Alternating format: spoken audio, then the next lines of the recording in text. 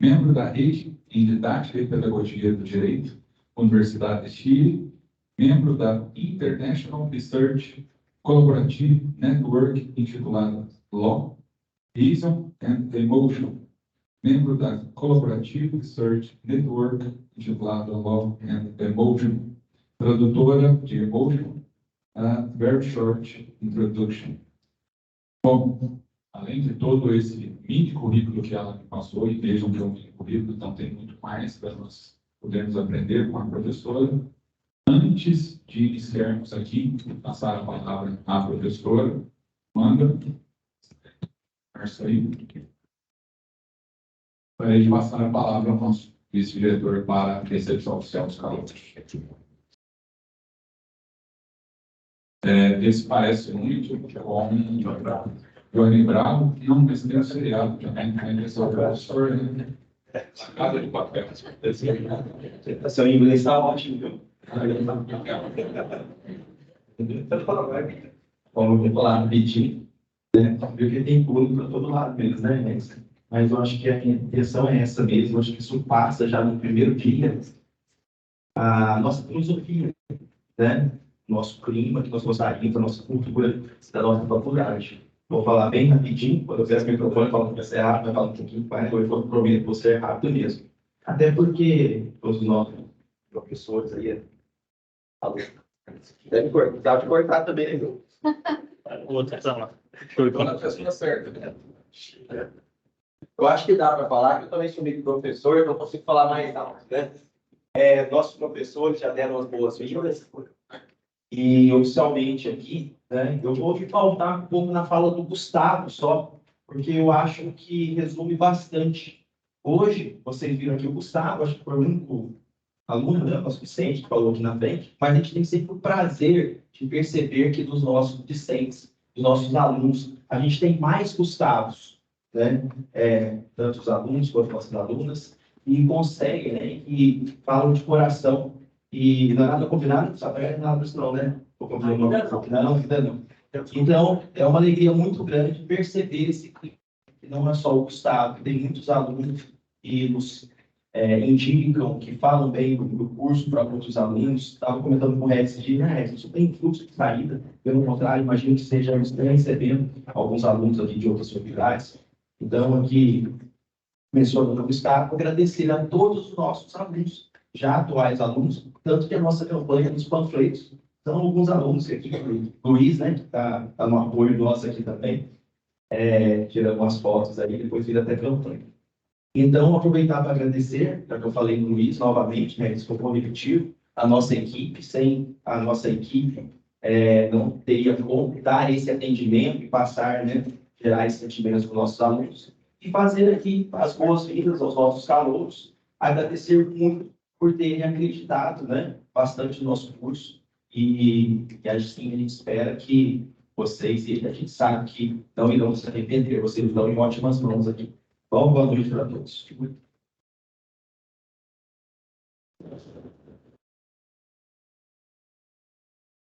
Também ela falou um pouco o que está acontecendo, por isso está chovendo recentemente, né?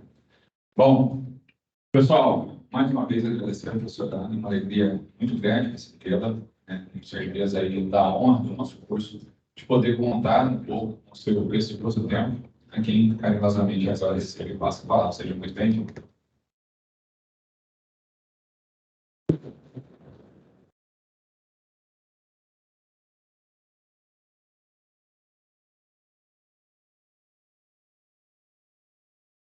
Boa noite, pessoal. É um prazer estar aqui com vocês. Eu agradeço muito o convite do Regis. Me sinto muito honrada de, né, ser quem vai aqui começar o ano acadêmico com vocês, junto com os professores. Então, realmente, para mim, é uma felicidade. Eu só vamos ver se vai dar certo aqui, porque eu quis fazer uma coisa diferente, porque fazer uma coisa no Canva, porque eu acho mais bonito e tal, só que eu não sei como é que vai ser essa coisa de... Aí, ó, acho que a gente vai ter que passar mesmo juntos, tá? Tá. Então, pronto. Bom, pessoal, quando o professor Regis fez o convite para a aula máquina, eu fiquei me questionando, né, sobre qual tema que eu poderia trazer para vocês. Eu sabia que vocês estão em momentos diferentes do curso de Direito. Alguns estão começando, né, outros já estão mais avançados. E aí, então, eu quis falar de um assunto que eu acho que vai ser interessante, porque ele é um assunto também para quem quer concurso público, né, e muitos de vocês querem concurso público, ele é um assunto que é bastante explorado em concurso público, né, que são os direitos humanos, tá? E aí, a gente vai falar um pouco também, claro que eu vou devagar, eu vou, né, situando vocês, para que vocês possam me acompanhar, mas, então, ele é um assunto que, inclusive, é uma possibilidade de advocacia, né? Porque existem pessoas que trabalham com esse nicho específico de advocacia e direitos humanos, né? Também é uma questão interessante, que pode ser explorada por aqueles que querem seguir esse caminho profissional, mas para quem quer concurso público, gente, olha, carreira policial, carreira, né, tribunais, cai muito direitos humanos, tá? Inclusive, quem é da área dos concursos públicos aí sabe que esse ano, muitas pessoas estão dizendo aí que vai ser o ano de concurso para policial, policial civil, para polícia judiciária, né? Então, cai bastante direitos humanos, tá? Então, quer dizer, além, né, gente, de direitos humanos ser um assunto importante, porque nós todos, né, somos pessoas e esses direitos são direitos. Inclusive, eu vou querer ouvir vocês, o que vocês sabem sobre direitos humanos, mas então eles, né, são atinentes a nós como pessoas e dignas também aí de direitos, tá? Bom, então você pode passar, por favor, para mim, próximo. Bom, ó, aqui, pode descer só mais um pouquinho, por favor, para isso. Então, ó, na aula de hoje, né, desse nosso bate-papo, que inclusive, ó, eu quero que vocês fiquem à vontade, se vocês quiserem interromper, fazer uma colocação, colocar uma questão, tá? Exatamente porque vocês estão em momentos diferentes do curso. Então, pode ser que alguma coisa que para um seja muito simples, né, para o outro haja uma dificuldade. Então, eu quero muito que vocês se sintam à vontade para vocês perguntarem, tá bom? Para a gente ir construindo, assim, uma aula realmente onde todo mundo saia daqui enriquecido, tá? Bom, então, a programação do nosso encontro de hoje, eu quero falar com vocês um pouco sobre o que são os direitos humanos, sobre a construção do conceito de pessoa, sobre a construção histórica dos direitos humanos, sobre o surgimento da ONU, o surgimento do sistema interamericano, os tratados internacionais de direitos humanos e a nossa Constituição Federal, tá? Então, ó, para a gente começar o nosso diálogo, tá? Só para vocês, então, que estão começando, principalmente para os iniciantes, para que vocês consigam compreender algumas questões aqui importantes. Ó, o Brasil, vocês sabem, né, que nós temos um ordenamento jurídico. E muitas vezes se fala daquela pirâmide, né, keynesiana, da hierarquia das leis, não é isso?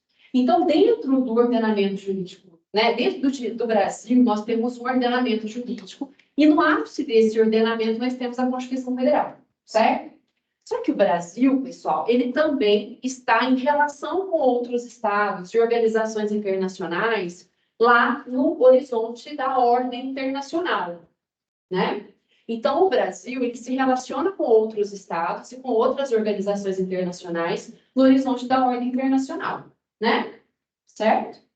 Então, os tratados internacionais, depois a gente vai chegar no conceito de tratado e tal, mas os tratados internacionais, então, como é que os estados eles se relacionam entre si e com outros sujeitos de direito internacional, né, clássicos, tá? Por meio de tratados. Então, eles estabelecem regras que vão pautar esse relacionamento, né, entre o Estado brasileiro com outros estados, o Estado brasileiro com outras organizações internacionais, tá? Entre organizações internacionais também estabelecem esses tratados, tá bom? Então, só uma questão bem básica, mas para que vocês possam acompanhar o raciocínio, tá? Básica, mas importante, tá bom?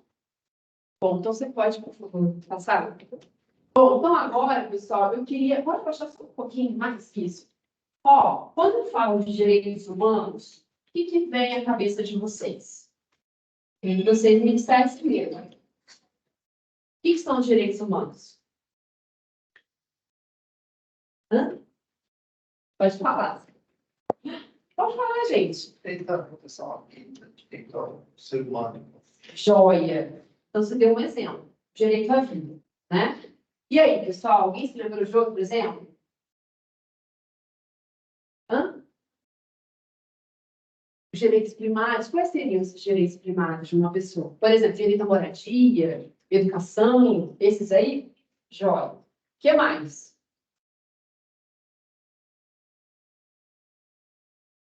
Os direitos fundamentais. Jóia. Da dignidade, que referente, né? A dignidade da pessoa humana. Jóia. E aí, gente? Alguém se lembrou de mais algum? Será que aí também estão direitos previdenciários? Direitos sociais, né? Como direito, como a colega falou, né? Direito à educação, né? Direito à saúde. Então, ó, os direitos humanos, existem várias teorias, né? Para definir direitos humanos. Mas, né? Que vocês me deram exemplos de direitos humanos. Tem teoria que vai dizer assim, ó, todo ser humano, independentemente de onde ele nasça, ele tem certos direitos inerentes à condição humana que os estados têm que reconhecer, né? Então, tem teorias como a teoria justnaturalista que vai caminhar nesse sentido, que vai dizer, olha, são direitos que a gente nasce com eles são inerentes à condição humana. E aí os estados necessitam reconhecer esses direitos, mas a origem desses direitos não está no Estado. É uma origem anterior ao Estado, que o Estado reconhece, tá?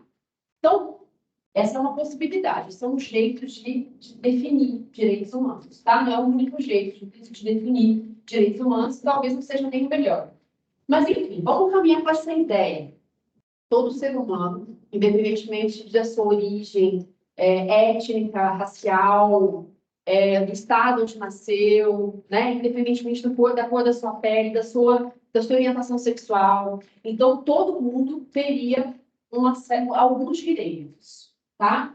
A questão do justnaturalismo, pessoal, é só assim, quais seriam esses direitos, né? Porque quando o naturalismo diz assim, todo ser humano, ele nasce com certos direitos inerentes à condição humana. A questão a próxima que a gente vai fazer é quais são, né? Quais são esses direitos, então, inerentes à condição humana? Então, essa é a questão do justnaturalismo. Ele consegue até definir aqui um certo, né, digamos assim, axiomas muito gerais, como, por exemplo, faz o bem, evita o mal, mas e aí? Né? E o que eu consigo a mais além disso? Né? Então, enfim, direitos humanos, a gente pode, para a gente aqui, a gente caminha pensando. Bom,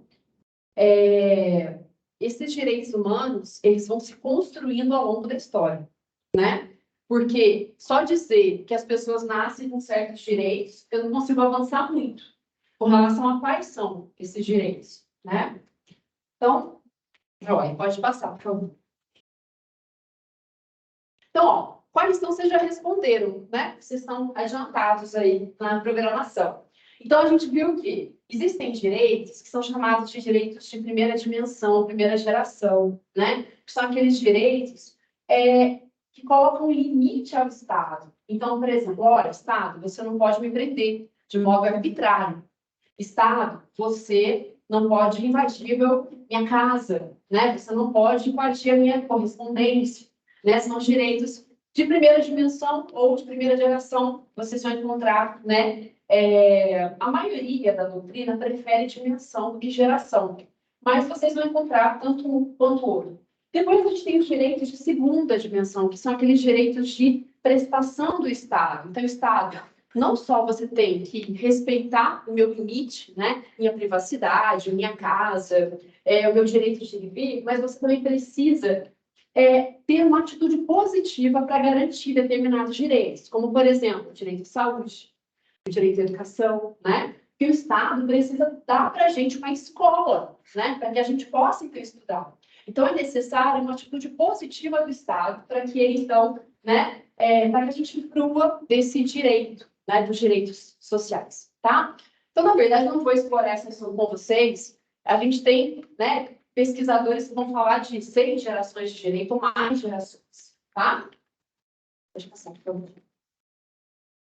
Bom, então agora, antes da gente entrar nas conquistas históricas que foram aí, né, que vão que vão aqui construir essa proteção aos direitos humanos. Então, eu quero passar bem rapidamente com vocês sobre a construção histórica do conceito de pessoa. Porque, ó, para a gente poder chegar à ideia de que as pessoas, elas são passíveis de direitos, elas têm direitos, a gente primeiro começou a refletir sobre qual é o sentido da pessoa, o que é a pessoa humana, tá? Então, aqui eu trouxe para vocês alguns marcos, eu não vou explorar, porque a gente não tem tempo, mas só para a gente entender que esse conceito de pessoa, ou entendimento sobre o que é a pessoa, ele vai variando também, ele vai se transformando, né, ao longo do tempo, tá?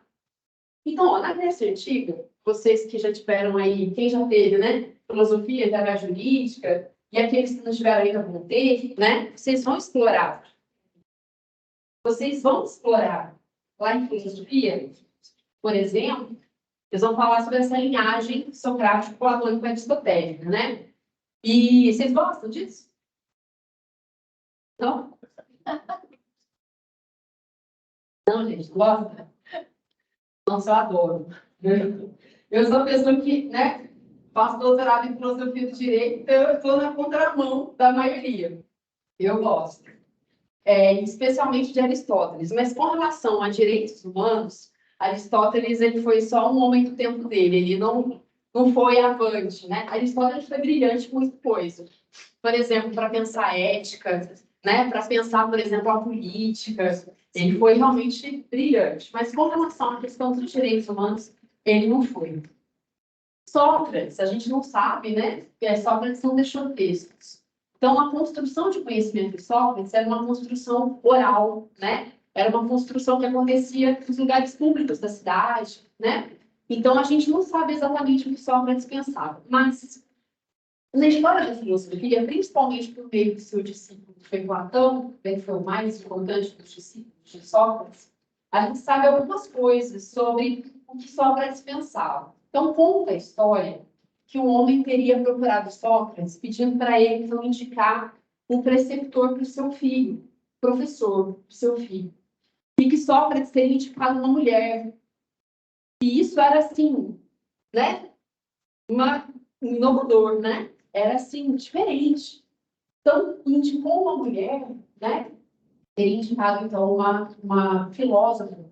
E aí, depois de um tempo, esse homem voltou a Sócrates e disse para ele, olha, eu vim te agradecer, porque realmente foi a escolha mais acertada. Então, em Sócrates, nós temos uma ideia, né, de um homem que não ligava para bens materiais, né, que, na verdade, construía conhecimento com qualquer pessoa, qualquer um que se dispusesse a dialogar com Sócrates.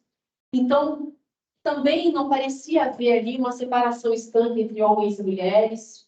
A gente não sabe muito bem. Talvez, né, até eu esteja lendo Sócrates por meio de uma lente que não é possível, né? Mas a gente não sabe exatamente o que há indícios de um pensamento, né, bacana ali, vanguardista em vários aspectos. Já Platão, pessoal, Platão, ele é um aristocrata, né? Então, Platão percebe o que aconteceu com Sócrates, porque Sócrates foi morto, exatamente porque ele fazia isso, porque ele dialogava com todo mundo. E ele começou esse método dele, né, que era a maiêutica, de perguntas e respostas, começou a incomodar a gente importante. E ele, então, acaba ali sendo condenado à morte, né, por cicuta. Então, a gente tem, em Platão, ele aprende a lição, ele vai deslocar a discussão da esfera pública para a esfera privada. Ele vai fundar uma escola, né? Então, agora ele vai fundar a academia, que é a sua escola.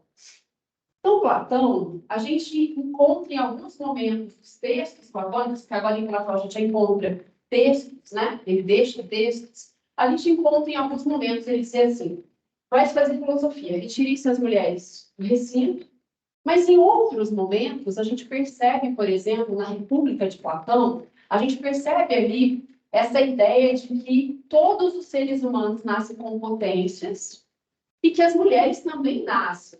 E que a cidade ideal, a cidade melhor, a melhor cidade é aquela cidade que consegue fazer com que essas diferentes potências ou potencialidades que elas floresçam em prol da cidade.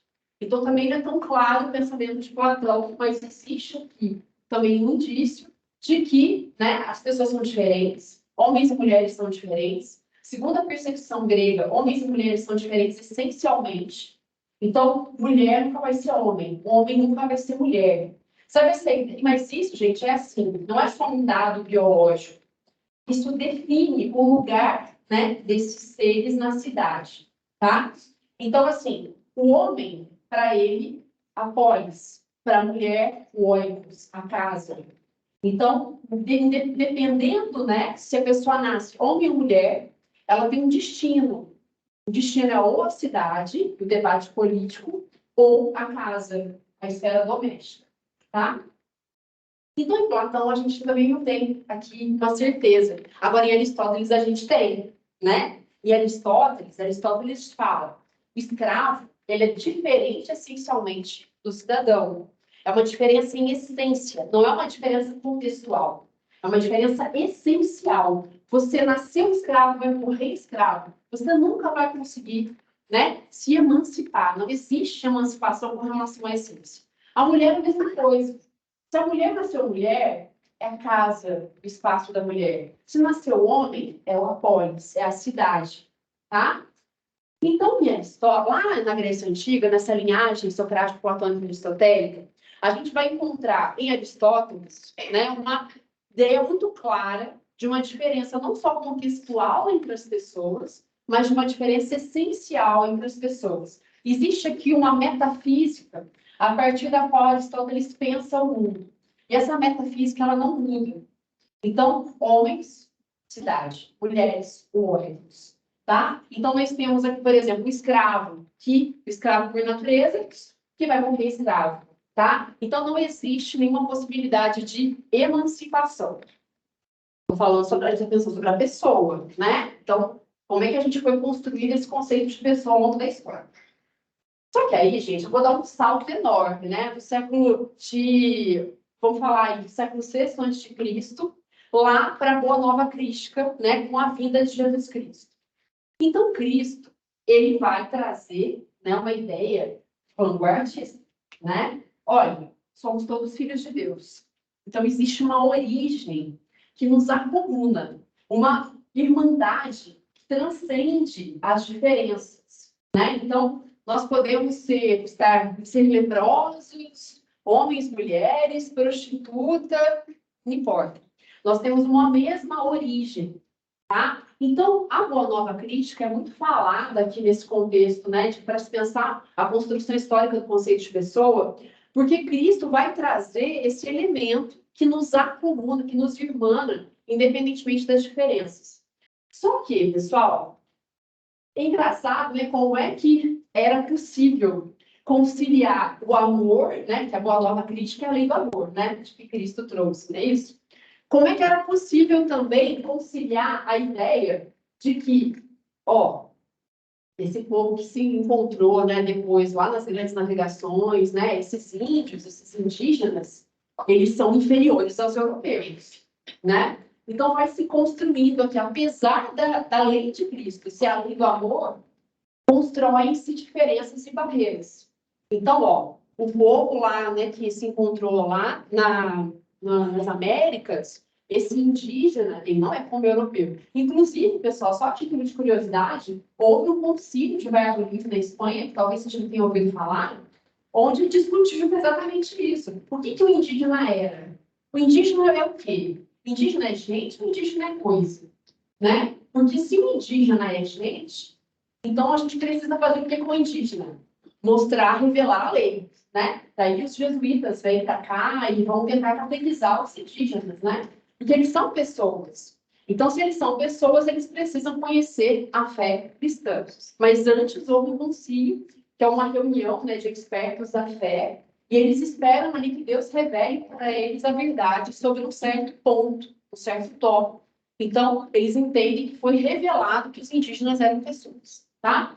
Então, ó, o cristianismo, apesar, né, de todos nós termos aqui no plano sobrenatural irmãos, irmanados, né, nesse aspecto transcendente, o cristianismo admitiu durante muito tempo, muitos séculos, a legitimidade da escravidão Inclusive, São Tomás de Aquino, que é um grande pensador, né, da fé católica, é um grande teólogo, filósofo da Igreja Católica, São Tomás, ele consegue uma saída elegante, mas ele continua ali dizendo que o escravo, né, o escravo por natureza existe. Só que a escravidão, ela não estava situada no horizonte da lei natural, ela estaria situada no horizonte do direito natural, que é uma reconstrução no aqui e agora da lei. Então, ó, vocês veem, existia a escravidão era legítima. Então, segundo São Tomás de Aquino, no século XIII, a escravidão, em algum momento, ela vai deixar de existir, mas hoje ela existe e ela é legítima. Tá? A inferioridade natural da mulher com relação ao homem, né? A inferioridade natural dos povos americanos em relação aos colonizadores europeus, tá? Então, aqui a gente também não tem um grande passo que se dá com relação à igualdade de direitos, né? A gente tem uma ideia de uma origem transcendental, tá? Bom, Kant é um grande pensador, né? Eu não sei se vocês já assistiram uma série, pessoal, que é aquela série The Good Place. Vocês já viram? Né? O The Good Place é muito legal, porque se vocês não assistiram, se vocês gostam de filosofia, eu sei que não são muitos, né? Mas é uma série legal, porque a personagem, uma das personagens principais da série, que é o Tilly, né? É Tilly? Tilly.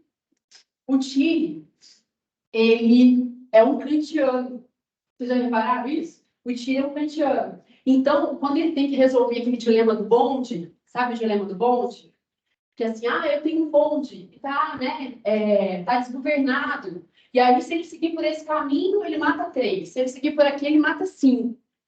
Para um kantiano, não tem saída do dilema do bonde, porque para Kant, todo ser humano é um fim em si mesmo. Eu não vou pensar o valor da pessoa humana a partir de quantidade. Matou 5 ou matou 3? Não, eu não quero matar ninguém.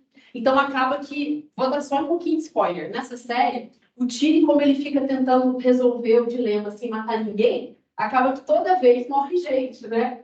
Então, eu não consigo nem evitar que morra menos gente, porque para um kantiano não tem saída.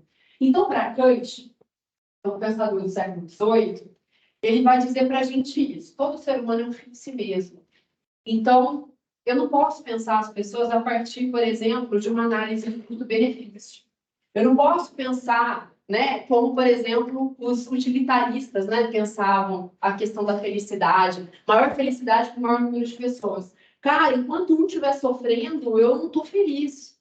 Não pode ser a maior felicidade para o maior número de pessoas, porque tem um sofrendo, tá? Então, para o kantiano, não é assim que a gente resolve o dilema, né, um dilema moral, tá? Então, Kant vai estabelecer um imperativo categórico, né, para pensar os dilemas morais. Então, segundo Kant, quando a gente está perante uma situação em que a gente não sabe como resolver um dilema moral, ele vai dizer: age de tal modo que a máxima da tua vontade possa ser elevada a uma lei universal. Então, não importa muito o que você faz, importa é por que você faz. E se essa vontade ela poderia servir como uma lei universal, para você agir hoje, amanhã, e todo mundo aqui agir quando se deparar com um dilema ético, tá? Então, por exemplo, se alguém, eu falasse para você, gente, é certo ou errado doar para a caridade? Para Kant, não importa se você doa ou não. O que importa é por que você doa. Então, por exemplo, doar para a caridade, porque você entende, não há nenhum outro caminho que não doar para alguém que precisa, é moral. Agora, doar para a caridade, para tirar foto no Instagram, para mostrar que você é legal, que você é bonzinho, não é uma atitude moral. Os dois doaram, mas eu tenho que analisar a vontade da animação e se essa vontade ela pode ser universalizada, ela pode servir sempre e para sempre. Porque aquele que tira foto no Instagram para parecer bonzinho, o dia que não importar mais, ele não doa. Concorda? E a gente não quer viver num mundo assim. A gente quer viver num mundo onde as pessoas entendem que isso é o certo e fazem, independentemente se isso gera uma consequência boa ou ruim. Porque, às vezes, fazer o certo gera consequências ruins para a gente, né? Então, Kant, ele não vai prometer felicidade. Ele promete para a gente que agir, assumir o outro como um fim em si mesmo, pode, na verdade, para a gente, individualmente, resultar em sofrimento. Mas esse é o caminho certo para se viver. Por quê? Porque nós não somos animais. O animal, ele busca prazer e dor. Ele busca o prazer e a evitação da dor. Só que o ser humano, ele é muito mais do que um ser que sente e busca sentir coisas boas. O ser humano, ele é aquele que pode usar a sua capacidade de razão e orientar a sua vida por uma lei. Mesmo essa lei implicando em sofrimento para mim, eu sou livre quando eu sigo essa lei, porque eu entendo que essa é a boa lei. Isso é legal, né, gente? Então, assim, Kant é o cara que não promete felicidade, mas ele promete um outro tipo de gozo, que é o gozo de ser humano e racional. A cada ação, eu vou me tornando cada vez mais racional e mais ser humano, porque ser humano é ser autônomo. O ser humano é um ser de autonomia e vontade. Bom, aí tem o existencialismo. O existencialismo, talvez você já tenha ouvido falar de Sartre, né? Então, no existencialismo, a ideia é, você é o seu próprio projeto. Vocês talvez pensem assim, né? E é verdade que em algum limite, claro que nem tudo está nas nossas mãos, né? A gente não controla tudo. Mas muita coisa a gente controla. Então, muitos de vocês estão aqui porque vocês têm um projeto para a vida de vocês. E como o professor Regis falou, e todos os professores de vocês falaram aqui, vocês são capazes de realizar esses projetos. Eles vão demandar de vocês renúncia, abnegação, às vezes, vão. Mas é um projeto que vale a pena, né? Porque é um projeto que pode transformar a sua vida, como transformou a minha. Né? Eu também sou uma pessoa que vim de uma família rica. E eu fui fazer doutorado lá em Coimbra. Agora, como é que eu cheguei lá? Claro que eu cheguei também porque eu tive apoio de muitas pessoas. Nunca a gente chega em lugar nenhum sozinho. Dificilmente, né? Muitas vezes a gente tem que contar com o apoio das pessoas, sim. Só que a gente estabelece um projeto para a vida da gente. E depende, principalmente da gente, realizar os passos que são necessários para a gente alcançar. Então, o existencialismo, ele vai falar, basicamente, né, esse projeto que você elege para a sua vida, e aí você, então, vai construindo, vai todos os dias, né, galgando um degrau a mais para se tornar essa pessoa que você quer se tornar. Então, ó, pessoal, no existencialismo, a gente tem uma ideia interessante também, que é, o seu projeto é só seu, o meu é só meu, o seu é só seu, o seu é só seu, cada um tem um projeto. Então, se eu tenho o direito de eleger um projeto de vida para mim, você também tem o direito de eleger o seu projeto de vida. Então, existe aqui também uma palavra muito interessante que vai se construir cada vez mais, e que é a palavra, né, do século XX, do século XXI, principalmente, que é, na verdade, do século XXI, da pós-modernidade, que alguns chamam, né, que é a tolerância. Então, aqui, essa ideia do projeto do outro, que é tão legítimo quanto aquele projeto que eu escolho para a minha vida. Certo? Pode passar, por favor. Então, ó, isso aqui é uma frase legal, né, de ser tempo do Heidegger. É sempre possível morrer em lugar do outro, de outro, mas é radicalmente impossível assumir a experiência existencial da morte alheia.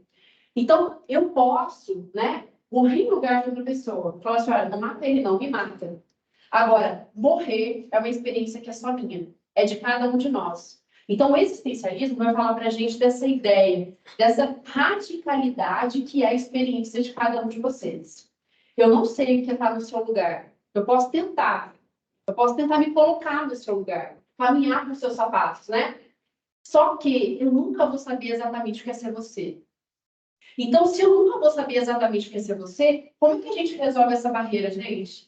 Não é só por meio do diálogo, em que eu me abro para o outro e aceito aquilo que o outro me fala, né? E eu aprendo com a experiência do outro.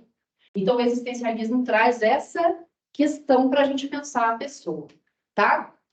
E aí, por favor, próximo. E a gente vai ter também aqui como marco, né, desse processo de construção do conceito de pessoa, também o marxismo, que vai trazer para a gente uma ideia muito interessante, que é a ideia de alienação, né? Então, assim, o que o marxismo traz para a gente de interessante? Eu vou focar só numa questão aqui, que é a questão da alienação. Então, Marx tinha uma questão, que era a seguinte: por que o trabalhador não percebe que os meios de produção, né, que o capital possui, ele não se constrói, a mais-valia não se constrói sozinha. O capital precisa do empregado. Então, o empregado não está vendo que sem ele não existe produção de mais-valia, não existe produção, né, de riqueza. Então, o empregado, ele muitas vezes trabalha, imagina que a gente trabalhasse numa empresa que produz televisão. Muitas vezes o empregado trabalha o mês inteiro, 8 horas por dia, ali, 40 horas semanais, 44 horas semanais, para não ganhar aquilo que dá para comprar uma TV. Né? Ele produz, sei lá, quantas TVs ao longo do mês, e ele não ganha o suficiente para comprar uma televisão. Então, por quê? Né? Porque essa é uma questão de Marx. E aí Marx vai falar sobre a questão da ideologia, né? Sobre a questão da alienação. Então, ó, aí entra uma questão para a gente pensar também com relação à pessoa. Nós somos livres? Será que a gente... O existencialismo fala, né? Que a gente pode construir um projeto para a nossa vida. Você é livre para construir um projeto para a sua vida e seguir esse projeto. Mas será que os seus sonhos são seus? Ou será que a gente é estimulado a sonhar determinados sonhos? Eu estava até vendo um vídeo de um cara que ele é professor de cursinho. Ele se chama Aragonê. Não sei se vocês conhecem o Aragonê, que é professor de constitucional. E o Aragonê estava falando isso. Ele falou assim que ele era um menino da periferia de Brasília. E ele, na verdade, nunca sonhou em ser juiz. Na verdade, ele conseguiu se tornar técnico. Depois ele conseguiu se tornar analista do TJ. Aí ele começou a achar que ele poderia se tornar juiz, porque na realidade dele não existiam juízes.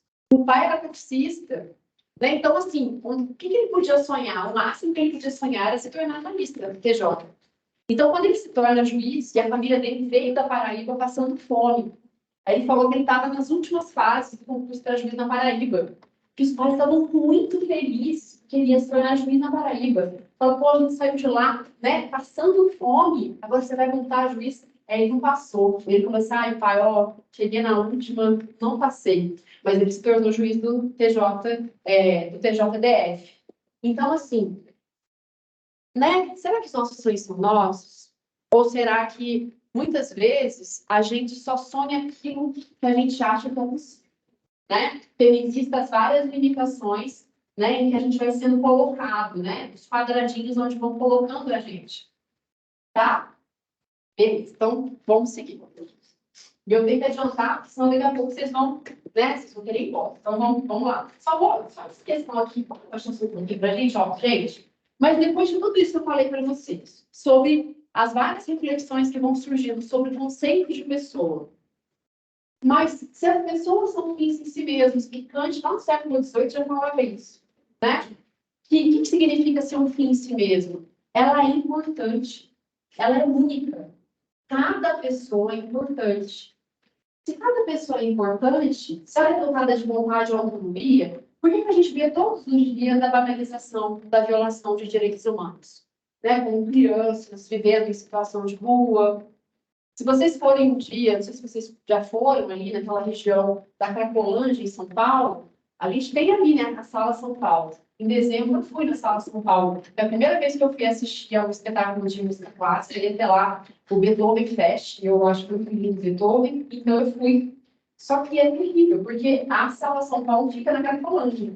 Então, até você chegar à Sala São Paulo, você vê pessoas assim, claramente, essas pessoas, muitas mulheres se prostituindo, pegando homens assim, entrando em, né, um prédio velho, capenga, destruído. Não porque a mulher não possa se prostituir. Porque se ela quiser se prostituir, ela é livre, certo? Agora, uma pessoa naquele estado de consciência, ela não me parecia ser uma pessoa que conseguia discernir, de escolher. Então, assim, a gente vê isso o tempo todo. Então, de Bauru, Santa Rita, Pouso Alegre, né? A gente vê pessoas aí, claramente, em Pouso Alegre, que é onde eu moro, tem um homem que ele fica sempre ali na entrada de Pouso Alegre, perto do posto Tiger, não sei se vocês já viram. Tem um homem que um dia, ele claramente está sempre maltrapilho, muito magro. E esses dias atrás, um tempo atrás, ele estava com, sabe quando a pessoa quebra, ele tem fratura exposta, que fica com os ferros para fora, assim? eu fiquei pensando, meu Deus, para dar um teto em um segundo, né? Esse homem na rua, nessa situação de abandono. Então, assim, e aí? Tanto se falou sobre o conceito de pessoa, quando é que a gente começou a falar de direitos? Né? Porque direito é alguma coisa que eu posso exercitar. O direito, ele é meu direito, e se ele não é cumprido, eu posso fazer alguma coisa, né? Com relação a esses direitos, tá? Então, por favor. Aqui, pessoal, como a gente não tem muito tempo, mas só para a gente seguir, né? Então, a gente já entendeu que falar sobre o conceito de pessoa não necessariamente vai resultar na consagração de direitos, né? Muito se falou sobre Kant, né, lá na igreja, né, a Boa Nova Crística, mas, ao mesmo tempo, qual era a consequência? A consequência era, por exemplo, essa ideia de que, né, as pessoas que são provenientes lá das Américas são inferiores aos europeus, né, esse tipo de construção. Então, a gente entendeu que os direitos humanos, eles são construídos. Eles foram se construindo ao longo da história. E também, pessoal, a gente não pode pensar a história como uma progressão sempre positiva, né? A história tem seus avanços e retrocessos, como a gente vai ver aqui. Então, por exemplo, a gente tem a Liga das Nações no começo do século XX e logo em seguida a eclosão da Primeira Guerra Mundial, perdão, da Segunda Guerra Mundial. Então, nós temos o quê? Né? Esforços para lá e para cá, né? Então, a gente não pode pensar também a história sempre como uma progressão, né? Sempre vai ter alguma coisa melhor que a história vai trazer, não necessariamente, né? A gente tem visto agora esse momento, né? Que é um momento de vários conflitos armados no mundo, né? Então, vocês veem, nossa, a gente já viveu tanta coisa como humanidade que a gente está vivendo hoje um momento de vários conflitos armados, né? Pessoas estão sofrendo, pessoas estão perdendo a vida, né? Estão perdendo seus familiares. Então, a gente não pode pensar realmente a história como uma progressão, né? Então, os direitos humanos são construídos, axiológico e normativo. Axiológico diz respeito a valor, né? Então, o construído de valor e o construído normativo. E é sobre a questão normativa que eu quero falar mais com vocês aqui, tá? Deixa eu passar.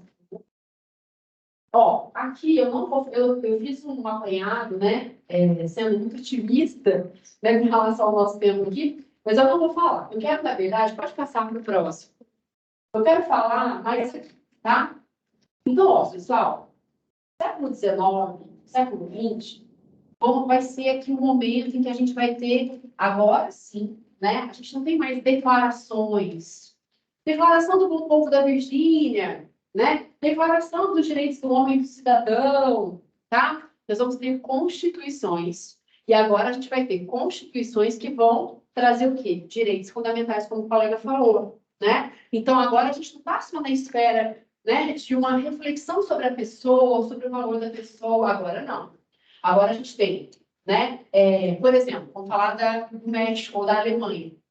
Nós temos aqui a lei fundamental, né? A Carta Magna, que vai agora trazer no seu bojo direitos, mas não só os direitos de primeira dimensão, como a gente falou, esses direitos, né? De ir e vir, o direito a não ter a sua casa violada, não ter sua correspondência violada, etc. Mas, por exemplo, a Constituição mexicana, que vai trazer direitos trabalhistas, tá? Então, ela vai trazer aqui, vai considerar como direito fundamental os direitos trabalhistas. Esse é um avanço, né, pessoal? É um avanço por quê? Porque a gente tem, antes aqui da Constituição Mexicana, nós temos a criação da OIT. Só que a criação da OIT é uma organização internacional, né? Organização Internacional do Trabalho. E os estados, eles podem ou não, né, ser signatários desse tratado que cria a OIT e, então, né, internamente, pautar a sua legislação a partir das orientações da OIT. A partir do momento que o Estado diz direitos trabalhistas são direitos fundamentais, aí ficou diferente. Porque outra coisa também, um tratado internacional, vocês concordam que ele tem um título precário, né? A gente vai falar disso daqui a pouco com relação aos tratados de direitos humanos. Mas tratados internacionais que não são, né, que não tratam de direitos humanos, que não são tratados de direito tributário, então eles são tratados, o status dele, no horizonte do direito brasileiro, é de lei ordinária, né? Então, quer dizer, o Estado, se ele é signatário de um tratado, ótimo, né? Enquanto ele é signatário do tratado, ele trouxe para si, assumiu para si uma responsabilidade. Agora, a partir do momento que ele trata a Constituição, a nossa Constituição Federal, tá? Eu vou falar a partir da nossa. A nossa Constituição Federal não fala que direitos e garantias fundamentais e cláusula pétrea? Então, o que significa isso, pessoal, cláusula pétrea? Não pode voltar atrás. Você, né? Você assumiu esse compromisso, então agora não pode haver retrocesso. É a garantia do não retrocesso, tá? Então, ó, a Constituição mexicana, ela é interessante porque a gente fala muito da Constituição francesa, né? Da Constituição napoleônica, que é muito famosa, tá? Só que a Constituição, né, mexicana, que é próxima da gente até geograficamente, né, que está aqui na América Central, a Constituição mexicana é vanguardista, trazendo, então, né, com direitos fundamentais, direitos trabalhistas, tá? A Constituição alemã é interessante também, porque eu não vou entrar nesse mérito, mas só de curiosidade, vocês veem aqui que, cronologicamente, a Constituição francesa é de 1848, né? Quando o Código Civil francês surge, existe uma grande movimentação no mundo ocidental para codificar o seu direito, né? Então, a França codificou, todo mundo tem que codificar, porque, né, a França é vanguarda. Só que a Alemanha, ela não codifica o seu direito. Ela vai demorar mais de 100 anos para codificar o seu direito. E aqui também não vou falar com vocês sobre essa polêmica, né? Que você já deve ter ouvido falar da polêmica entre Thibault e Savigny, ou Savigny, só que a gente fala Savigny, né? Então, Thibault queria que a Alemanha codificasse o seu direito. E o Savigny, né, ele era o principal pensador da escola histórica do direito, e ele dizia, não, se a gente codificar o direito vai ficar amarrado, engessado, e o direito é vivo. O direito muda. Então, você vai deixar um direito lá que tem a cara de 100 anos atrás, valendo hoje. Então, Savigny era contrário à codificação do direito alemão, só que a codificação alemã veio. Só que ela vem mais madura, né? E ela vai vir em 1919. Então, aqui a gente tem o Código, a Constituição, alemã. Perdão, o Código Civil, alemão, 100 anos depois, e a Constituição Alemã também vai vir aqui depois, a nova Constituição Alemã vai vir aqui com uma cara nova e vanguardista. E aí, gente, essa Constituição ela vai falar o quê? Né? De direitos trabalhistas e previdenciários. Então, se lembra muito dela, mas esquece a Constituição mexicana. Vai falar da participação dos empregados e empregadores na regulação da economia. Vai falar sobre o nível social adequado à dignidade, né? Porque não adianta a gente falar de dignidade da pessoa humana, mas o que é isso? Né? Então, nível social adequado à dignidade, tá? E igualdade entre homens e mulheres, e uma terminologia que hoje não faz mais sentido, mas que se usou durante muito tempo, filhos legítimos e ilegítimos, né? Porque hoje em dia define, tá? Mas naquele contexto fazia sentido essa distinção e uma equiparação entre os filhos, tá? Por favor. Bom, então aqui, ó, também vou passar bem rapidamente, porque né, a gente vai ter uma tentativa, tá? Pós Primeira Guerra Mundial, a gente vai ter uma tentativa de evitar a eclosão de uma Segunda Guerra Mundial, por meio da Liga das Nações. Só que essa tentativa não prospera, e a gente vai ter então a eclosão da Segunda Guerra Mundial logo depois. Pós Segunda Guerra Mundial, pós horrores do Holocausto, nós tivemos ali um momento mais que favoreceu realmente a criação de uma organização internacional que fosse pautada em valores globais, em temas globais, como, por exemplo, a proteção da pessoa humana, a dignidade da pessoa humana, os direitos humanos, tá? Então, a Carta das Nações Unidas, ela é de 1945, a Declaração Universal dos Direitos do Homem é de 48, tá? A Declaração Universal dos Direitos do Homem, pessoal, é um documento muito importante. Até a gente diz que é um dos 3 documentos mais importantes que pertencem aqui ao núcleo do direito humanitário. Então, nós temos a Declaração Universal dos Direitos Humanos, a gente vai ter o Pacto de Direitos Civis e Políticos e o Pacto dos Direitos Sociais, Econômicos e Culturais, são os 3 documentos que constituem aqui o núcleo duro do direito humanitário, né? Todos eles pós Segunda Guerra Mundial. A declaração é muito famosa, mas ela, na verdade, né, ela vai surgir aqui, ela tem um poder né? Alguns vão dizer, chamar de falar que ela é indiscógens, ela é direito cogente, como uma cláusula pétrea do direito internacional. Mas se você olhar sobre o aspecto normativo, ela não é um tratado internacional, né? Então ela vai surgir aqui ela surge aqui de uma votação, né, na ONU, tá? Na Assembleia Geral da ONU. Então é ali que vai surgir a Declaração Universal dos Direitos da ONU. Mas a gente tem a criação do Sistema ONU de Proteção com o surgimento da ONU. E depois, lá na ONU, eu não vou entrar também nesse mérito, mas bem rapidinho, lá na ONU nós temos vários comitês, né? Então, nós temos lá o comitê que trata da violência contra a mulher, nós temos comitês que falam ali de refugiados. Então, nós temos, ao longo da história da ONU, a gente tem o que ali? A criação de vários comitês, tá? E é possível, no nosso caso, né, de brasileiros, nós podemos levar, se há uma violação de direitos humanos dentro do Brasil, que o Estado brasileiro não resolve, a gente pode levar aos comitês da ONU. Um comitê muito famoso é a CEDAW, tá? Então, pronto, depois se vocês quiserem, a gente fala, né, individualmente, a gente fala mais sobre isso. Mas também vai surgir, aqui no horizonte da nossa realidade regional, vai surgir um outro sistema, que é um sistema regional. Então, o Brasil, ele pertence ao sistema ONU de proteção, que é um sistema global, mas ele também pertence ao sistema interamericano. Então, existem 3 grandes sistemas regionais bem consolidados no mundo, que são o sistema europeu, o sistema interamericano e o sistema africano, tá? Então, o Brasil pertence a 2 sistemas, ao sistema global, sistema ONU de proteção, onde existem os comitês, como eu falei para vocês. Se há uma violação de direitos humanos, se o Estado brasileiro não dá conta, não resolve, nós podemos, então, levar essa violação ao conhecimento de um comitê. Se existe uma violação de direitos humanos dentro do Brasil e o Estado brasileiro não resolve, a gente pode optar ou comitê ou comissão interamericana. Né? Já ouviram falar da Comissão Interamericana de Direitos Humanos? Então, a Comissão Interamericana é um órgão do sistema interamericano. Nós temos corte, comissão. Tá? Então, a Comissão Interamericana, a comissão, ela vai surgir aqui com o Pacto de São José da Costa Rica, que é também chamado de Convenção Americana de Direitos Humanos. Tá? Só a título de curiosidade, a Carta de Bogotá, ela vai criar o sistema interamericano. A Carta de Bogotá, ela traz a Corte Interamericana, tá? É o Pacto de São José da Costa Rica que vai trazer vai regulamentar, tá?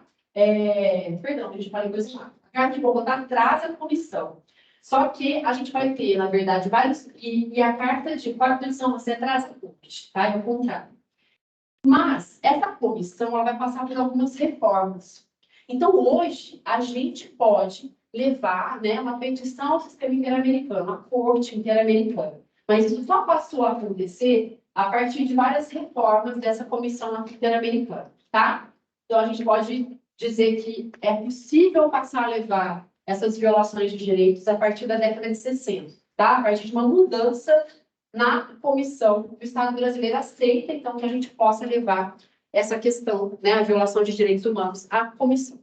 O caso famoso, só para vocês saberem aí, é o caso, né, Maria da Penha.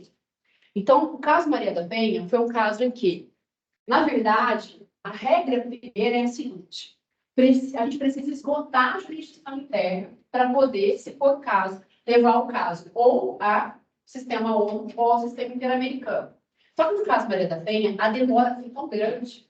Então, quando essa demora é injustificada, você pode levar o caso, então, à comissão, tá? Também existe medida cautelar, né? Mas, via de regra, sem ser medida cautelar, né? Então, a gente tem essa possibilidade de levar a violação à comissão. Então, o caso Maria da Penha chegou à comissão. A comissão manda para a corte e condena o Brasil. Então, o Brasil, né? Ele agora ele foi responsabilizado internacionalmente porque entendeu-se que ele não fez a sua parte, que ele as suas instituições elas não funcionaram no caso Maria da Penha. E, então, a inação do Estado, a ineficiência do Estado, culminaram, sim, ali em responsabilização, tá? Pode passar, por favor. Bom, então, pessoal, O Brasil, até agora, a gente entendeu o quê? O Brasil, ele tem as suas leis, né? Ele tem a sua Constituição, ele tem as suas leis ordinárias, ele tem, né, todo o seu sistema piramidal de leis, decretos, etc., né? Só que o Brasil também pertence à ordem internacional. O Brasil pertence ao sistema global, ONU, e pertence ao sistema interamericano. E, inclusive, né, o Brasil aceita que os seus nacionais, se houver violação de direitos humanos, eles possam levar essa violação, né, se o Estado não faz a sua parte, pode levar, então, ao conhecimento de um dos dois sistemas. Não pode haver independência internacional, tá? Beleza. Então, a gente já entendeu, ó, que o florescimento e a consolidação dos temas globais, como, por exemplo, a proteção dos direitos humanos, né, esse sistema ele foi se construindo devagar. E com relação a direitos humanos, a gente não pode falar que o jogo está ganho, né? Porque se a gente tem aqui um sistema que se constrói por meio de tratados, e os estados podem denunciar os tratados, ou seja, deixar de pertencer a um tratado, então a gente também tem aqui sempre, né, movimentos que não são, digamos assim, esse movimento movimento já né, já diz aqui, moverem, né? Então, quer dizer, não existe o jogo não dá ganho, esse jogo vai se transformando, vai se movendo, tá? Existe a possibilidade de punição do Estado em caso de violação de direitos humanos, então a gente já viu. Inclusive, o caso Maria da Penha é um exemplo. O caso Márcia Barbosa é outro, que foi um caso famoso, que foi levado à CEDAW, esse comitê né, que pertence ao sistema ONU. Então, o caso Márcia Barbosa também é um caso que o Brasil foi condenado, né, na esfera do sistema ONU. Direito de petição, né, perante a Comissão Interamericana, que a gente, não falei que existe, tá? E aí, gente, a gente vai ter naturalmente uma mitigação dos conceitos de soberania e independência. Porque o Estado é soberano? Ele é. Só que o Estado, ele se vincula por vontade aos compromissos que ele assume, vocês concordam? Como a gente, né? Se você assume um compromisso, você tem que cumprir. O Estado assumiu um tratado, tem que cumprir. Então, naturalmente, gente, o Estado, quando ele pertence a uma organização internacional, ele é mais uma voz dentro da organização internacional. Então, ali, a gente vai tentar, dentro de uma organização internacional, equalizar, né, as diferentes vozes, para que exista um posicionamento nisso da organização. Então, quanto mais a gente passa a viver num mundo com muitas organizações internacionais, os Estados vão perdendo aquele poder que eles tinham antes de falar em nome próprio. Não significa que ele vai perder completamente a soberania e a independência, mas existe uma mitigação dessa soberania e independência no horizonte de uma ordem internacional pautada por valores globais e repleta de organizações internacionais. Vocês concordam? Né? Então, pode passar, por favor. Então, na nossa Constituição Federal, pessoal, eu queria só trazer uma questão, né? A nossa Constituição Federal, ela vai dizer para a gente no artigo 5º, né? A gente vai ter lá, tratados internacionais que a República Federativa do Brasil seja parte, né? Então, aqui, não exclui, né? Então, a gente tem direitos na Constituição, e esses direitos, garantias, não excluem outros decorrentes, né, de tratados internacionais que a República Federativa do Brasil seja parte. Tratados e convenções internacionais sobre direitos humanos, aprovados em cada uma das casas, 2 turnos, né? 3/5 dos membros, ela tem status de emenda constitucional. Então, vai integrar o bloco de constitucionalidade, né? A competência, né, do Congresso Nacional para rever os tratados que são assumidos pelo Poder Executivo, porque o presidente da República, ele é o chefe das relações internacionais. O presidente da República, ele é chamado de agente plenipotenciário tácito. O que isso significa? Ele pode estabelecer um tratado internacional a hora que ele quiser. Ele não precisa de poderes para estabelecer um tratado internacional. Se ele está nos Estados Unidos, chegar lá o Biden e falar, vamos fazer um tratado internacional, Lula? Se ele fizer, está feito, acabou. Tá? Só que, para incorporar esse tratado, como o nosso sistema é um sistema, né, de diferença e contrapesos, né? Para incorporar esse tratado, aí o Congresso Nacional vai ser chamado para ele, então, né, analisar esse compromisso que foi assumido na esfera internacional pelo presidente da República, e não só por ele, né, porque a gente também tem os plenipotenciários expressos, que são os nossos diplomatas, via de regra, né, que são aqueles que passam pelo concurso de ingresso na carreira diplomática dos diplomatas, tá? Não só eles, mas enfim, via de regra são eles. Pode passar. E aqui, pessoal, então o tratado já entendeu, tá? Pode passar. Só trouxe para vocês aí um conceito. Então, vamos dar uma olhadinha aqui, ó. Os tratados são convenções internacionais, uma vez regularmente incorporados ao direito interno, situam-se no sistema jurídico brasileiro nos mesmos planos de validade, de eficácia e autoridade em que se posicionam as leis ordinárias, via de regra, né? Via de regra. Pode passar. Só que, né? Vamos lá ver. É irrecusável que os tratados e convenções internacionais não podem transgredir a normatividade subordinante da Constituição da República, nem dispõem de força normativa para restringir a eficácia das cláusulas constitucionais. Revela-se altamente desejável, no entanto, de iure constituindo, né, que o Congresso Nacional venha a outorgar a hierarquia constitucional aos tratados sobre direitos humanos. Isso aqui é de 2005, tá? Pode passar. Aí, pessoal, o que a gente vai ter? A emenda 45 de 2000, né? De 2004, tá? Então, nós temos ali uma reforma, né, muito profunda do judiciário e que vai criar o Código Qualificado, né? Então, ó, tratados internacionais. Se eles forem incorporados, observado o Código Qualificado de emenda constitucional, eles têm status de emenda. Então, eles passam a integrar o bloco de constitucionalidade. Mas e os tratados que foram incorporados têm a observância do Código Qualificado? O nosso STF criou aqui um acochambrado, né? Falando assim, ó, tratados internacionais, né? Que foram de direitos humanos, que foram incorporados antes da emenda 45, que estabeleceu o Código Qualificado, eles vão ter status supralegal. Então, eles não têm status de lei ordinária, como aqui está entrando, né, gente? Ó, lei ordinária, depois vem, né? Leis supralegais e depois as leis constitucionais. Então, ó, os tratados a partir da emenda 45 que forem incorporados de acordo com o Código Qualificado têm status de emenda constitucional, status constitucional.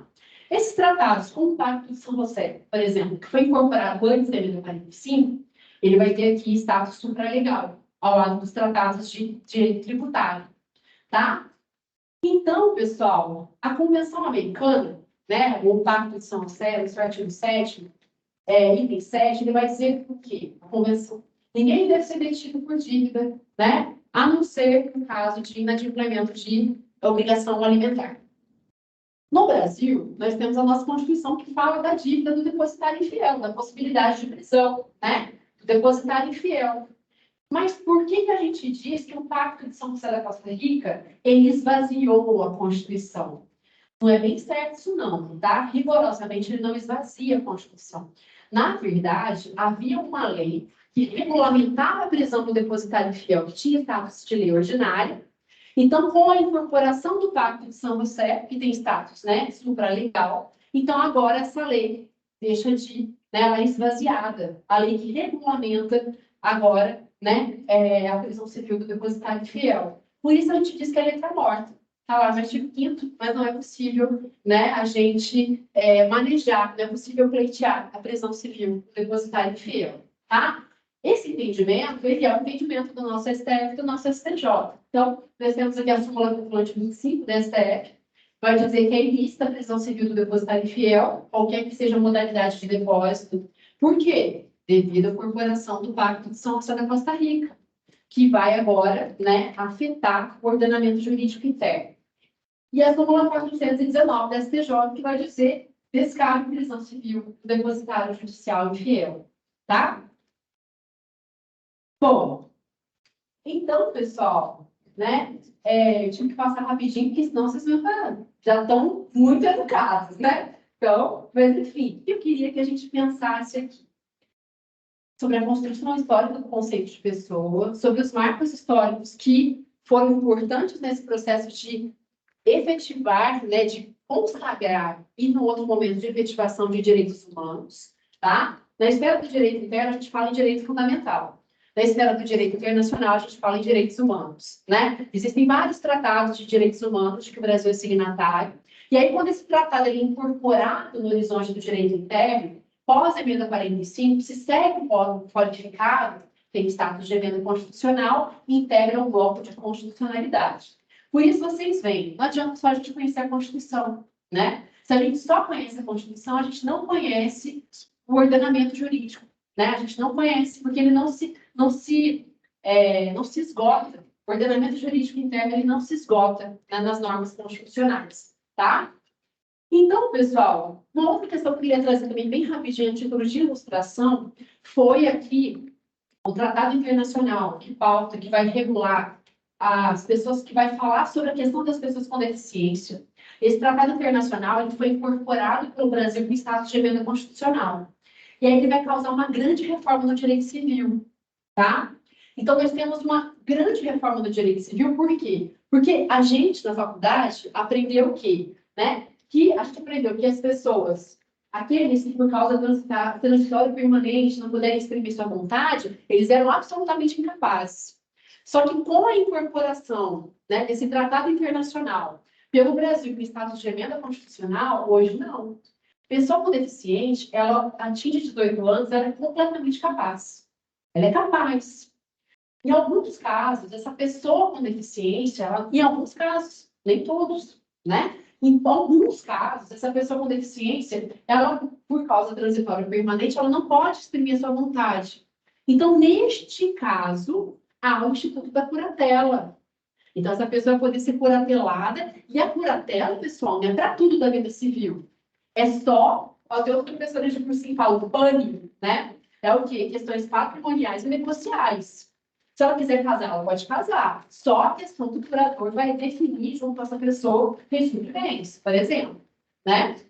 Então, só para vocês terem essa ideia de que não adianta só a gente conhecer a Constituição, conhecer as leis, né? A gente também precisa conhecer os tratados internacionais de direitos humanos, porque eles causam uma alteração profunda no ordenamento jurídico interno, principalmente no que toca aos tratados internacionais de direitos humanos.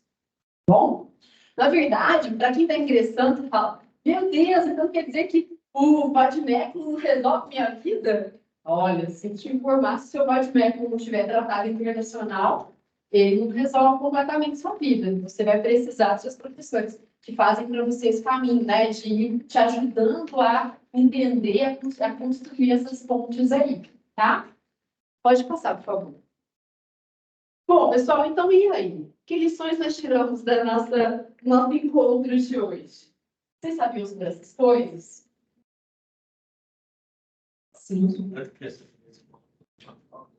Então, já sabia dessas coisas. Teve gente que chegou agora que não sabia, né? Mas, gente, o direito, ele é muito apaixonante, né? O direito, eu não sei se todo mundo que está aqui veio aqui porque sempre amou direito e queria fazer direito. Mas não foi o meu caso, tá? Eu tenho que falar para vocês da minha realidade. Eu não queria direito. Eu queria artes cênicas, vocês acreditam? Eu queria artes cênicas. E aí, acabou que eu não passei na USP. Eu quase entrei na Unirio, quase entrei na USP, bati ali na trave. E aí, meu pai, que tinha feito direito, falou assim, ó, vai fazer direito. Vai que você gosta, né?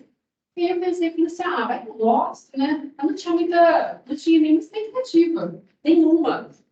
Não sabia nem o que era a Constituição Federal. Olha, devo contar para vocês um negócio, né, que o Vinícius estava lá, ele não deve lembrar, Vinícius. Eu vi a Constituição do meu pai, ele veio de faculdade. Eu nem sabia, sabe? De 88, peguei que tinha ligado, achei que era ela, né? Aí o professor, abre no artigo X da Constituição. Eu abri lá, ele, olha que ignorância. Professor, igual a minha é diferente. Aí ele assim, que ano é a sua Constituição? Era de 87. Ele falou assim, é de 87. Ele assim, olha o que ele falou, gente. Hoje em dia não se fala mais um negócio desse. Ele falou assim, dois foi uma instituição de caridade, porque isso não vale nada. Eu falei, nossa, não vale. Então tem que ser de 88, né? Vocês veem, cheguei lá, não sabia nada, sabendo que eu estava ali. Mas, de repente, eu comecei a gostar. Falei, nossa, que interessante esse negócio. Bacana. Nossa, então direito. Liga a televisão, toda hora vê direito, né? Nossa, você liga no programa do Datena, então, né? Nossa, é roubo, é furto, é homicídio qualificado, né? É só o sangue que escorre e você lembra das aulas de penal, né? Então, assim, o direito, pessoal, ele é se você se permitir, né? Porque também tem que haver essa abertura. Se você deve se permitir. Porque mesmo quem está aqui e não se sente vocacionado, você não sabe por que a vida te trouxe aqui, porque às vezes é aqui mesmo você tem que ficar. Hoje eu fico pensando, gente, teria sido de mim se eu tivesse entrado em Centros. Provavelmente teria virado professora. Porque é onde eu me encontrei, né? Então, assim, se permite. Tem muita coisa legal, né? Como hoje eu ouso dizer que essa aula foi legal, ó, começamos com uma aula magna. Não sei se vai haver uma outra, porque é a primeira, né? Então vai haver outras aulas magnas, outros contatos com outras pessoas, né? Outras oportunidades, inclusive livro, foi sensacional. Então, se permitam. Vivam essa experiência em pleno, né? Porque vocês não sabem onde vocês vão chegar.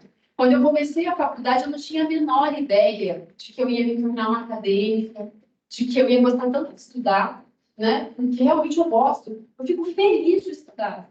Mas como eu descobri isso? Caminhando, né? Caminhante não há caminho, só há caminho caminhar. A gente não sabe o que a gente gosta se você não experimentar. Não é verdade? Então, para quem está chegando, para quem está no curso, eu realmente acho que vocês estão aqui por um motivo, né? Não é à toa que vocês foram parar aqui, que vocês vieram parar aqui. E onde vocês vão chegar, nem você sabe, não é verdade? Pode passar, por favor. Então é isso, gente. Eu agradeço muito esse momento com vocês aqui, foi um prazer. Com os meus contatos, se vocês quiserem me seguir lá no Instagram, estou sempre conversando com o pessoal lá. Então é prof.anacarolsilvestre, meu e-mail, tá bom? Obrigada pela.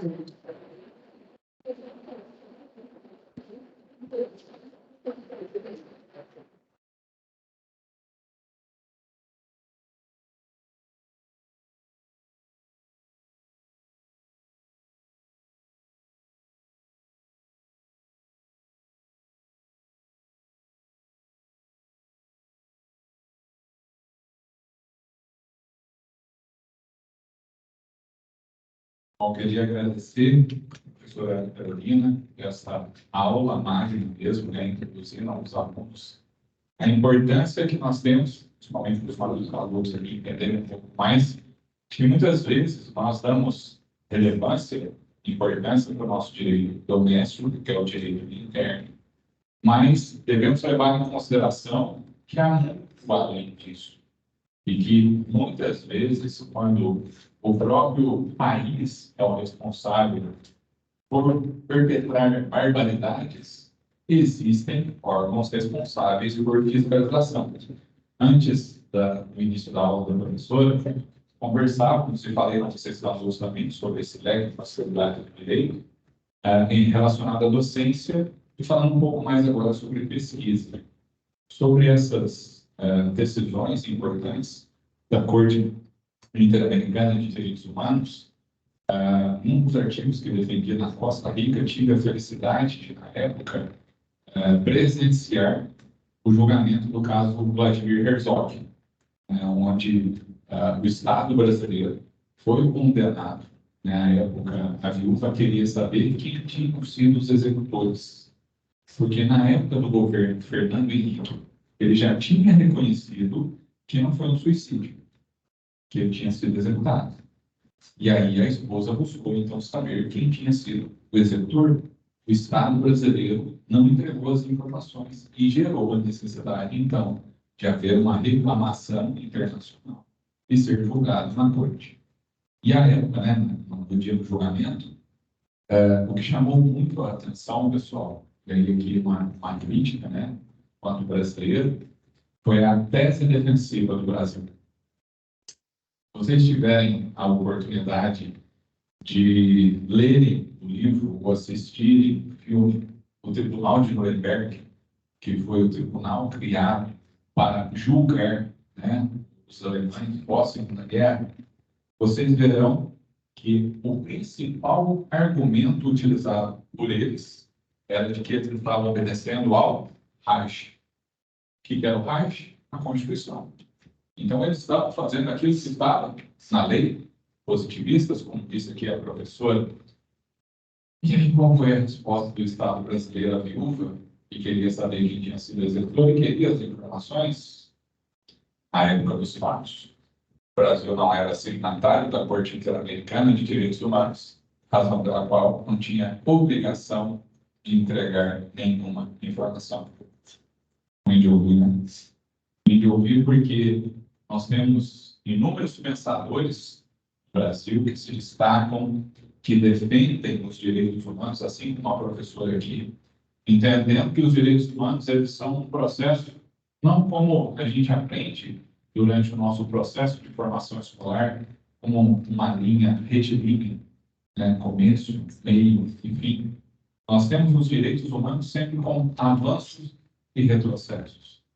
E verificar o Estado brasileiro dando uma resposta desse tipo em algo tão sensível e importante nos demonstra que, por mais que tenhamos avançado e avançamos na proteção, né, desde a Constituição Francesa, como trouxe a professora, mas ainda há muito que se fazer. Citando aqui uma grande pensadora, ainda dos direitos humanos, Hannah Arendt, ela diz que o grande desafio que nós temos em relação aos direitos não está mais na sua positivação, mas no direito a ter direitos. Então, parafraseando ela aqui, imaginando o seguinte: não adianta nós termos na nossa Constituição que todos nós temos direito à moradia. Todos temos.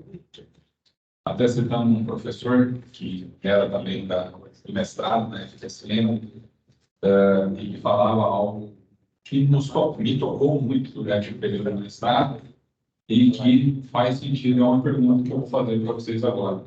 Quantos moradores de rua vocês viram vir para cá? Podem ter certeza que vocês passaram por alguns. Vocês perceberam eles? Eles são invisíveis. Por quê? Para que a gente possa conseguir chegar em casa e dormir, nosso cérebro se programa para indiferença. Então, essas pessoas já não fazem mais parte da sociedade. Se nós formos analisar isso de uma forma voltada para os direitos humanos, onde está o nosso grande equívoco, porque o que a professora trouxe aqui em relação aos símbolos? E vejo que há algo que parece assim absurdo, mas a primeira Constituição brasileira que considerou os índios como pessoa é de 88. E aí o que a gente faz com as outras? Então eles eram coisas, eram coisificados. Então, assim, para vocês que estão chegando, as conversas serão, né, inúmeras ao longo das aulas. O professor Olivos aqui vai trabalhar muito com vocês isso daí. E queria chamar agora, aproveitando a oportunidade que eu fiz no começo, mas novamente fazer isso de forma agora, né, mais acadêmicos presentes. Maria Lúcia, por favor. Salve palmas para ela.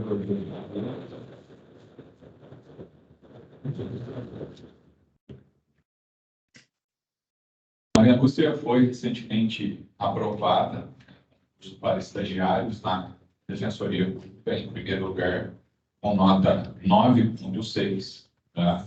Que levou em consideração a média global da nota. Então, entendam o seguinte: eu falava no começo aqui para os calouros, todas as atividades que são propostas para vocês, isso também foi um desafio lançado aqui pela professora Ana, levem isso, né, com muita dedicação, muito carinho. Não, pode aqui. O Will falou que é esse. Não, pode aqui.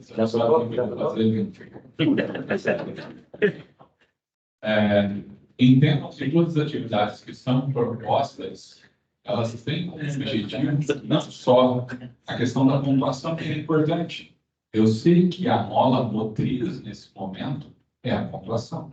Até porque eu tenho certeza que todo mundo que está aqui não está pensando nos 500 pontos que eu prometi. Estou aqui para prestigiar a professora, eu sou uma pessoa, né, que tem plena consciência disso.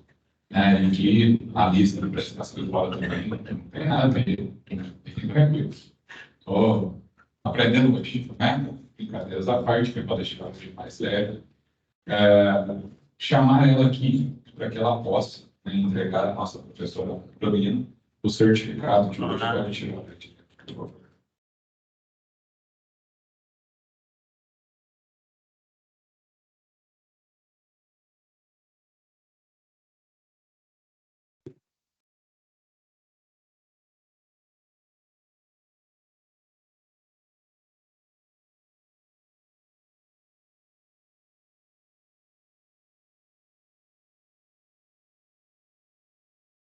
Bom, dando sequência aqui, pessoal, nós queríamos aproveitar também esse evento solene para prestigiar e também entregar certificados para os nossos monitores do semestre passado.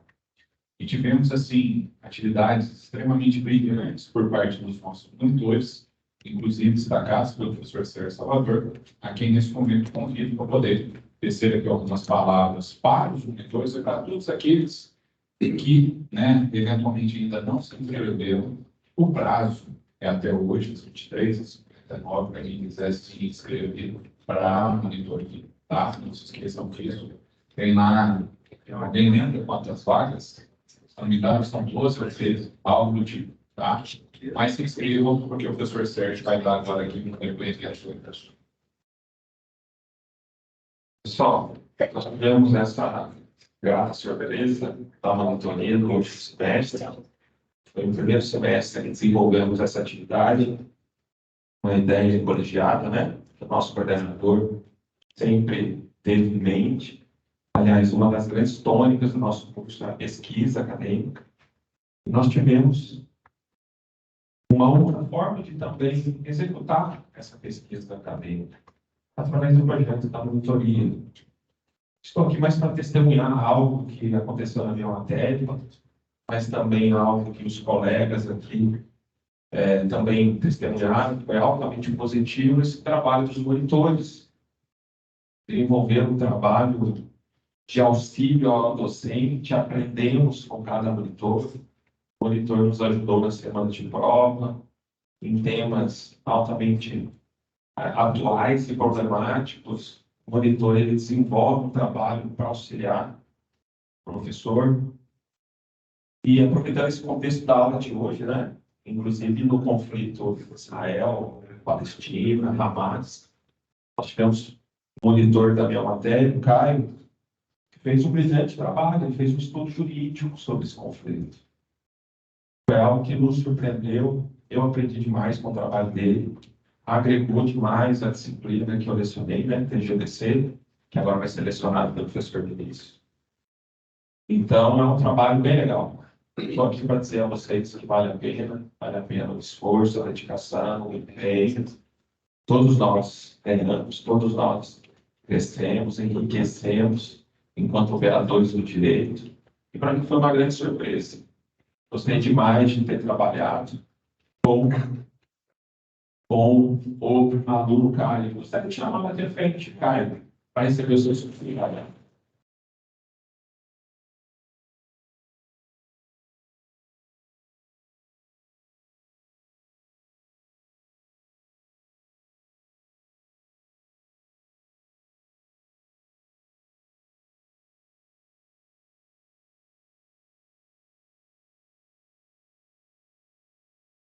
Bom, na sequência, Rodrigo, você nos ouve? Eu estou me sentindo num período de pandemia agora, onde eu ficava falando dos alunos do oitavo período. Tem alguém? Vocês me ouvem? Eu ouço perfeitamente. Oh. Você está me ouvindo? Muito bem, professor. Na sequência, agora vou passar então, aproveitar que o professor Rodrigo se conectou, para poder falar aí para os seus três monitores, né? As palavras, e aqui nós vamos depois entregar os certificados. Perfeito. Em primeiro lugar, muito obrigado, Regis. A Carol está escondida por aí, eu não estou vendo, mas ela está me vendo. Carol, desculpa não ter podido ir te prestigiar hoje, te encontrar há tanto tempo que a gente não se vê. Carol é a professora Ana Carolina, que a gente se conhece há décadas, né? Então eu tenho essa liberdade, né? Aí, tudo bom, Carol? Bom. E assim, a oportunidade do tema que você está trabalhando, nesse momento, miraculosamente, eu estou com um livro apenas em cima da minha mesa, que é o Devido Processo Legal, Abordagem conforme a Constituição Federal e o Pacto de São José de Costa Rica. Olha só, que eu estava trabalhando para um habeas corpus no STJ durante o Carnaval. Então vejam, gente, a importância dessas lições que a professora Ana Carolina estava passando para vocês. Então, muito obrigado. Vocês me desculpam, algumas pessoas devem estar chocadas do jeito que eu estou me vestindo. O pessoal não deve nem saber que eu tenho camiseta em casa. É que eu tive realmente um problema que eu precisei resolver hoje, eu não pude estar aí com vocês. Então, eu peço desculpa para todos os atuais alunos e os novos que entraram agora, né? Para o pessoal novo, vocês vão ter o contato comigo na segunda-feira. Sobre os monitores. Meus queridos monitores, vocês não apenas viram a granada vindo, protegeram os seus soldados, como vocês pularam em cima. Foram ser monitores logo meus, de todos os professores, né? Professor, assim, com um ligeiro grau de psicopatia. E eu gostaria de deixar, certo? Individualmente, fazer um comentário sobre cada um de vocês, porque cada um do trabalho de vocês merece ser individualizado, porque foi um trabalho de excelência. O Robert, certo? Que não chegou a ser aluno meu na disciplina que ele foi monitor, que foi de teoria jurídica, mas que foi uma pessoa que adicionou de forma espetacular por ser um contraponto. Eu que sempre fui advogado, sempre tive aquela visão, né, da defesa, foi alguém que, além de ser um grande aluno, um grande acadêmico dedicado, pôde acrescentar ao meu trabalho, e não apenas ficar repetindo, sendo o grande policial que ele é. Certo? Quer dizer, ele trouxe uma outra visão e é isso que facilitou para os alunos a compreensão. Porque um monitor que simplesmente é uma cópia xerográfica do professor que fica repetindo, para quê? Certo? Então, nós podemos ter um grande monitor, e eu estou mencionando o nome por ordem dos períodos, né? Para não causar nenhuma, a gente tem que escolher alguma ordem, então por que não essa? Então, Robert, parabéns. Eu só posso agradecer para você toda a luta que você fez, certo? E que você continue brilhantemente. Espero ver-lhe em outras monitorias, se não minha, poder agraciar outros professores também. Nós vamos fazer um de cada vez ou eu já falo de todos, Regis? Rodrigo. Sim. Peraí. Estou te ouvindo. Tá me ouvindo? Estou perfeito. Tá, então nós vamos entregar primeiro do Robert, por favor. Ah.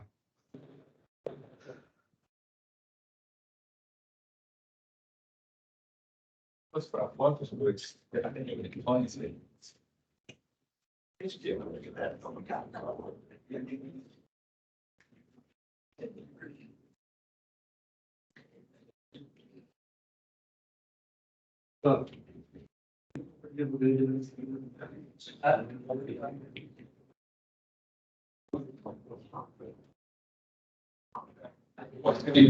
Mariana, cadê a Mariana? Olha, eu tô vendo uma mãozinha lá no fundo. Ô, Mariana, tudo bom? Mariana, que eu tive que buscar quase que pela orelha para se inscrever como monitora. Certo? Depois de, no período anterior, ter sido monitora voluntária, antes mesmo da faculdade ter o projeto de monitoria.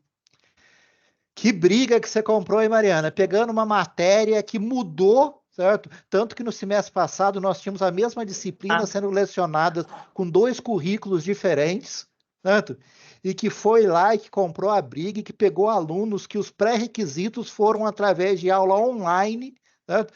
E que coragem a sua, viu? E com toda a luta que você tava de questão de viajar, de ter que viajar final de semana, e que com aquela sua vontade sempre, né, aquela paixão pela monitoria que você tem, como eu mencionei, você já estava sendo monitora voluntária por conta própria, fazendo os seus mapas mentais desde o semestre anterior.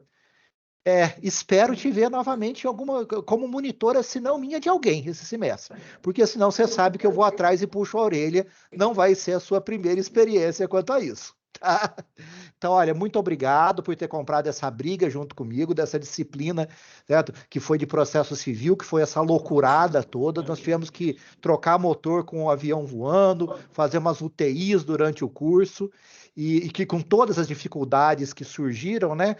Com a sua própria vida acadêmica, sua vida pessoal, a sua necessidade de viajar, você estava lá e encarou. Olha, parabéns novamente, muito obrigado. E eu espero que os outros alunos reconheçam, certo? A luta que foi o seu trabalho. Parabéns. Muito obrigado novamente. Mariana.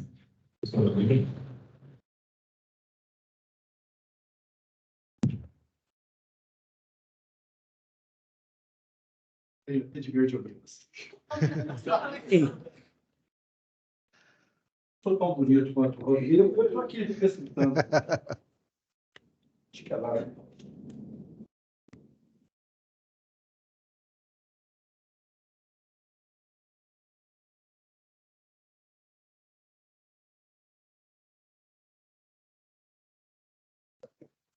Pode seguir, Rodrigo. Ana Cristina. Sanidade mental negativo, não é nem zero, né? Monitora da própria disciplina que estava cursando no semestre, quando a gente estava fazendo aquela experiência nossa do júri técnico, certo? Com um professor que nem eu, certo? Que hoje mesmo eu te mandei uma mensagem mais cedo, né, falando que soldado de folga rondando o quartel quer pegar a guarda. Sanidade mental, assim, não adianta nem testar, certo? Assim, falando em termos penais, se alguém perguntar o que é uma pessoa inimputável, tá aí. Mas mesmo assim, encarou, sofreu na minha mão. Eu falando, olha, Ana Cristina, dá uma olhada nesse texto que eu preparei aqui, dá uma olhada se eu não esqueci de apagar o nome de ninguém. Eu preciso disso para daqui a 2 horas, tá? Então você dá uma olhadinha. Só essas 70 páginas aqui, coisa fácil. E que foi atrás e que ajudou muito, ajudou a concretizar aquele projeto do júri real, certo? Foi, ó, assim, em sala de aula, eu não vou dizer nem que você foi a minha mão direita na disciplina, você foi a minha vítima preferida, né? Eu colocava, inclusive, para fazer leitura de votos, fazer a gravação, jogava a câmera na sua frente, mas foi, assim, uma coisa que a gente viu nesses monitores, né, nos 3, com 3 atuações diferentes e maneiras diferentes, foi a coragem, né? E aqui eu vou citar, talvez, a frase mais importante do direito, né? Tá aqui todos os outros professores para não me deixar mentir, pelo menos sozinho, que a advocacia não é profissão de covardes. E nós tivemos esse exemplo da coragem, da dedicação, da luta, todos com dificuldade, nenhum dos 3 são daquelas pessoas que ficam o dia inteiro sem fazer nada, certo? E a Ana Cristina, você penou na minha mão, certo? Mas brilhou, saiu do outro lado com esse trabalho exemplar e, novamente, também espero que esteja continuando como monitora, porque as oportunidades só estão iniciando agora, só vão crescer. Parabéns, Ana. Parabéns a todos os monitores. Ana.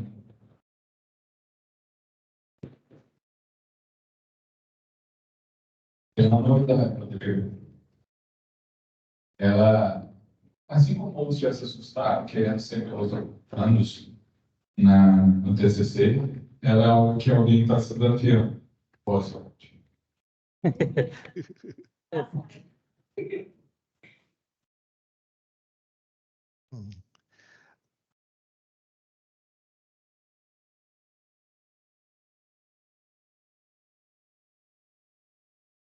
Gente, repetindo para os meus monitores, parabéns e principalmente muito obrigado. Vocês contribuíram muito e me ajudaram muito durante esse semestre.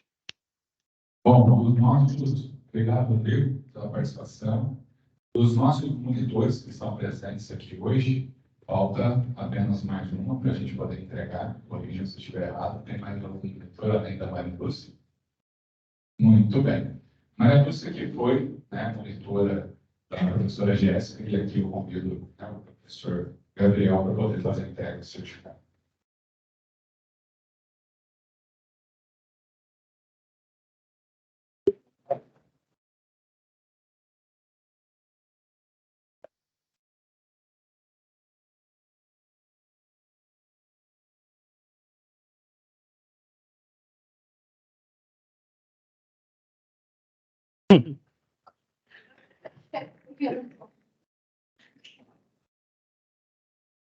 Bom, pessoal, com isso, como disse o professor Sérgio Salvador, damos início a mais um semestre letivo, novos desafios, né?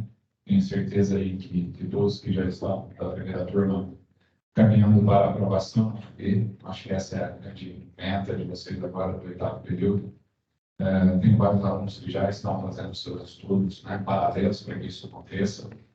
E nós, professores, né, conversando inclusive com o professor Rodrigo, nós também vamos auxiliá-los nisso daí, né, porque vocês têm um volume de estudo maior para que vocês consigam alcançar o objetivo de vocês relacionado à aprovação também, como eu disse aos calouros, que é o primeiro grande desafio que vocês vão encontrar nessa carreira enquanto operador do direito.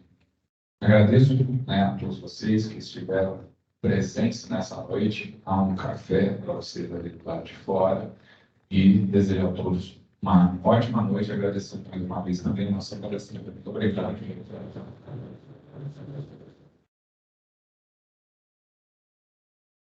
Antes de eu ensinar Saulo, Luiz, você quer fazer uma foto com todo mundo igual você quer fazer? Então vamos lá. Podemos separar a cara e eu fico aqui.